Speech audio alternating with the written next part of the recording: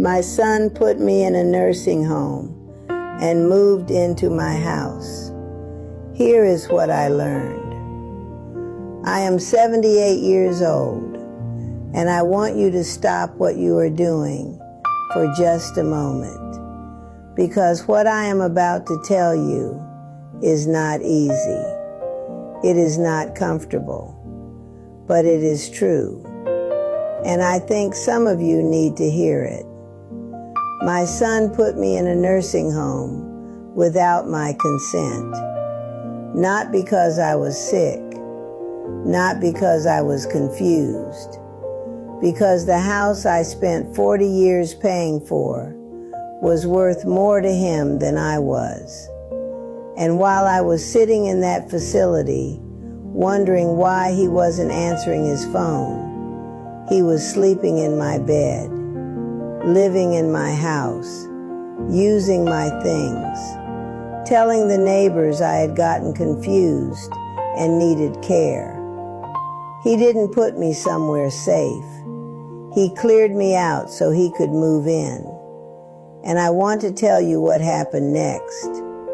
Not to make you angry, not to make you afraid, but because I wished with everything in me that someone had sat me down years earlier and said what I am about to say to you now. So listen. His name is Jason, and I loved that boy with everything I had. I raised him alone after his father passed. I worked double shifts. I skipped meals. I pawned my wedding ring to buy his graduation suit. I did all of it without asking for a single thing in return, because I thought love came back around. I really believed that. When I fainted in my kitchen one Tuesday morning, Jason rushed over that evening with his wife, Danielle. They brought soup. They held my hands. They said all the right things.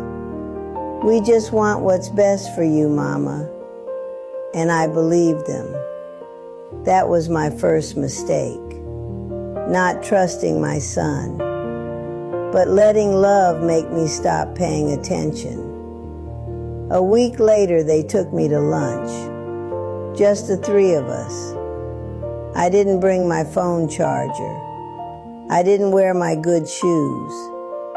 I had no reason to think I needed them. They dropped me at a facility with beige walls and plastic flowers in the hallway. Just a few days, Jason said. He hugged me tight.